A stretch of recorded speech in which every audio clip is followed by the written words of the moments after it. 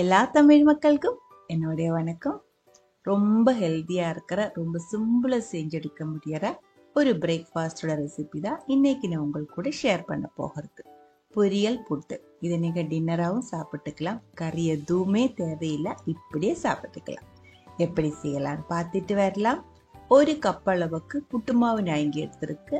இந்த புட்டு மாவை பத்தி நிறைய கன்ஃபியூஷன் இருக்கு, நிறைய பேருக்கு நிறைய மெசேஜஸ் எனக்கு வந்துட்டு இருக்கு. இது அரிசி மாவு தான், ரவா சைஸ்ல இருக்கிற வறுத்த அரிசி மாவு நமக்கு மார்க்கெட்ல வாங்குறதுக்கு கிடைக்கும், வீட்டிலும் ரெடி பண்ணி எடுத்துக்கலாம்.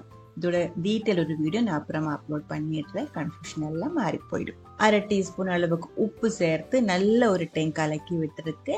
அதுக்கப்புறம் ஒரு கப் அளவுக்கு தண்ணி கொஞ்சம் கொஞ்சமா தொளிச்சு மெதுவா இது மிக்ஸ் பண்ணி எடுத்துக்கலாம். நிறைய நான் சொல்லி இருக்கு புட்டு மாவு எப்படி மிக்ஸ் பண்ணி எடுக்கிறேன் அப்படின்ட்டு.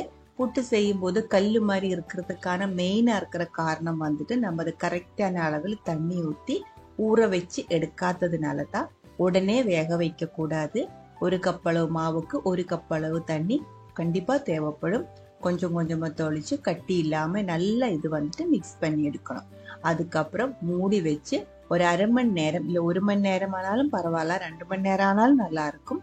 நல்லா ஊறினதுக்கு அப்புறம் பார்த்து மறுபடியும் வேணாம் கொஞ்சம் தொளிச்சு நல்லா சாஃப்ட் ஆனதுக்கு அப்புறம் தான் நம்ம இந்த மாவு வச்சு புட்டு செஞ்செடுக்கணும்.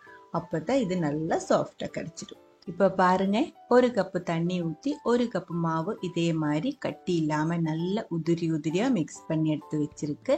நம்ம இதை மூடி வச்சுக்கலாம். நமக்கு இனி பொரியல் ரெடி பண்ணணும், அதுக்குள்ள இது ஊறி கிடைச்சிடும். அதுக்கப்புறம் செக் பண்ணி வேணா மறுபடியும் கொஞ்சம் தண்ணி தொளிச்சு ரெடி பண்ணி எடுத்துக்கலாம். பொரியல் செய்யறதுக்காக ஒரு கப் அளவுக்கு பீன்ஸ் நான் இங்க சின்ன பீஸா கட் பண்ணி எடுத்து வச்சிருக்கு. 3/4 கப் அளவுக்கு கேரட் இதே மாதிரி சின்ன சின்ன பீஸா கட் பண்ணி எடுத்து வச்சிருக்கு. கிரேட் பண்ணதோட கட் பண்ணி எடுக்கிறது தான் நல்லா இருக்கும். ஒரு பெரிய சைஸ் வெங்காயம் கூட கட் பண்ணி எடுத்து வச்சிருக்கு. ஒரு பேன் சூடு பண்ணி அதுக்குள்ள ஒரு டேபிள் ஸ்பூன் அளவுக்கு தேங்காய் எண்ணெய் தான் ஊத்தி இருக்கு. அதுக்கப்புறம் வெங்காயம் அதுக்குள்ள போட்டு சாஃப்ட் ஆகிற வரைக்கும் நல்லா வதக்கிக்கோங்க. கொஞ்சமா உப்பு கூடி சேர்த்துக்கலாம். இதுல நம்ம கடுகு தாளிக்க வேண்டியதில்லை. எண்ணெய் சூடானதுக்கு அப்புறம் முதல்ல வெங்காயம் தான் வதக்கி எடுக்கணும். வெங்காயம் நல்லா வதக்கினதுக்கு அப்புறம் நம்ம கட் பண்ணி எடுத்து வச்சிருக்கிற பீன்ஸ் கேரட் ரெண்டுமே சேர்த்து நல்லா வதக்கிக்கோங்க. நான் இதுல பீன்ஸ் கேரட் நல்லா கலர்ஃபுல் ஆகிறதுக்காக தான் சேர்த்துருக்கு. எந்த வெஜிடபிள்ஸ் வேணாலும் நீங்க இதே மாதிரி செஞ்சு புட்டு கூட மிக்ஸ் பண்ணி எடுத்துக்கலாம். லோ ஃப்ளேம்ல கொஞ்ச நேரம் மூடி வச்சுக்கலாம். இது பொரியலுக்கு செய்யற மாதிரி வேகக்கூடாது, பாதி வெந்தா போதும். பாதி வேகிற வரைக்கும் மட்டும் மூடி வச்சா போதும். மிச்சம் நம்ம ஆவியில கூடி வேக வைக்க வேண்டியது இருக்கு. கொஞ்சம் உப்பு கம்மியா இருந்துச்சு, மறுபடியும் உப்பு போட்டு மிக்ஸ் பண்ணி இருக்கு. அதுக்கப்புறம் 1/2 கப் அளவுக்கு தூருவன தேங்காய் கண்டிப்பா வேணும், புட்டுக்கு தேங்காய் சேர்த்தா தான் நல்லா இருக்கும். காரத்துக்கு தகுந்த மாதிரி கொஞ்சம் வரமிளகாய் சின்ன பீஸா கட் பண்ணி சேர்த்திருக்கு. கொத்தமல்லி இலையும் கட் பண்ணி சேர்த்திருக்கு. புட்டு நல்லா கலர்ஃபுல்லா கிடைக்கிறதுக்காக தான் வரமிளகாய் சேர்த்திருக்கு. உங்களுக்கு பச்சை மிளகாய் வேணா சேர்த்துக்கலாம். காரம் இன்னும் அதிகமா வேணும் அப்படின்னா அதுக்கு தகுந்த மாதிரி நிறைய மிளகாய் சேர்த்துக்கலாம்.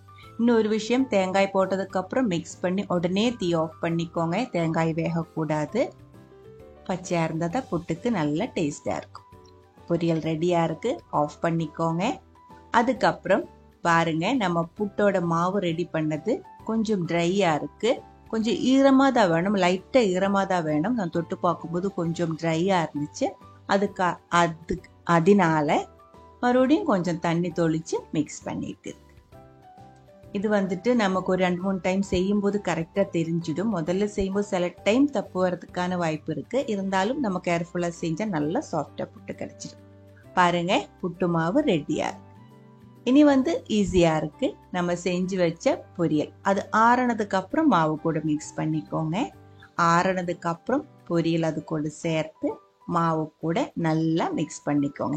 அமுத்த கூடாது. இதே மாதிரி மாவு பொரியலுக்கு மேல எடுத்து போட்டு மெதுவா மிக்ஸ் பண்ணி எடுத்துக்கோங்க. இது ரெண்டும் மிக்ஸ் ஆயிடுச்சுன்னா உடனே நம்ம புட்டு செஞ்சு எடுத்துக்கலாம். புட்டு குழலுக்குள்ள முதல்ல கொஞ்சம் தேங்காய் போட்டு அதுக்கு மேல நம்ம மிக்ஸ் பண்ணி எடுத்து வச்சிருக்கிற மாவு அதுவும் சேர்த்து லைட்டா தான் அமர்த்தணும், ரொம்ப அமர்த்தக்கூடாது. நம்ம புட்டோட ரெசிபிஸ் நிறைய அப்லோட் பண்ணியிருக்கு. எல்லா ரெசிபிஸும் நான் சொல்லி இருக்கு. புட்டு எப்படி செஞ்செடுக்கிறது, எப்படி மிக்ஸ் பண்றது, எப்படி இந்த குழலை நிறைக்கிறது, அதெல்லாம் சொல்லி இருக்கு. நான் வந்துட்டு ஃபுல்லாக நரைச்சதுக்கு அப்புறம் நம்ம குக்கருக்கு மேலே ஆவியில் வேக வச்சு எடுத்துருக்கு. ஆவி மேலே இருக்கிற அந்த மூடியில் இருக்கிற ஓட்டை வழி வெளியே வந்ததுக்கு அப்புறம் ஒரு 2 நிமிஷம் வெயிட் பண்ணிக்கோங்க. அதுக்கப்புறம் எடுத்துக்கலாம். பாருங்க, ரொம்ப கலர்ஃபுல்லா இருக்கிற ரொம்ப டேஸ்டியா இருக்கிற பொரியல் புட்டு வந்து ரெடியா இருக்கு. நம்ம பொரியல் செய்யறதுக்கு இருக்கிற எல்லா வெஜிடபிள்ஸ் வச்சுட்டு இந்த மாதிரி புட்டு செஞ்செடுக்க முடியும், பொரியல் புட்டு. ஆனா கீரை எல்லாம் சேர்த்து செய்யும் போது கீரையில கொஞ்சம் தண்ணி அதிகமா இருக்கிறதுனால புட்டு வந்து இன்னும் கொஞ்சம் அதிகமா ஈரமாய் போய் கட்டி ஆகிறதுக்கான வாய்ப்பு இருக்கு. அந்த டைம்ல நம்ம தண்ணி ஊற்றி மாவு ஊற வைக்கும் போது கொஞ்சம் தண்ணி கம்மியா ஊற்றி ஊற வச்சாலும் போதும். அது வந்து கொஞ்சம் கவனமா பார்த்தா போதும். பாருங்க, ரொம்ப ஹெல்தியா இருக்கிற டேஸ்டியா இருக்கிற பொரியல் புட்டு ரெடியா இருக்கு. இது வேக வைக்கும் போது ரொம்ப மணமா இருக்கும், அந்த அளவுக்கு டேஸ்டா இருக்கும். இதுக்கு சைட் டிஷ் எதுவுமே தேவையில்லை.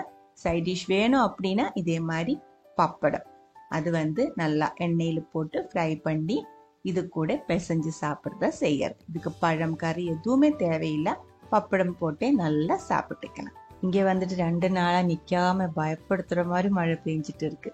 அதனால கரண்ட் அடிக்கடி போயிட்டு இருக்கு. ரொம்ப அட்ஜஸ்ட் பண்ணி தான் இந்த ஒரு வீடியோ நான் எடுத்திருக்கு. வீடியோ கிளாரிட்டியும் சில இடத்துல கம்மியா இருக்கு. இந்த மழை சீசன் போகிற வரைக்கும் நம்ம கொஞ்சம் அட்ஜஸ்ட் பண்ணி தான் ஆகணும், வேற வழி இல்லைன்னு நினைக்கிறேன்.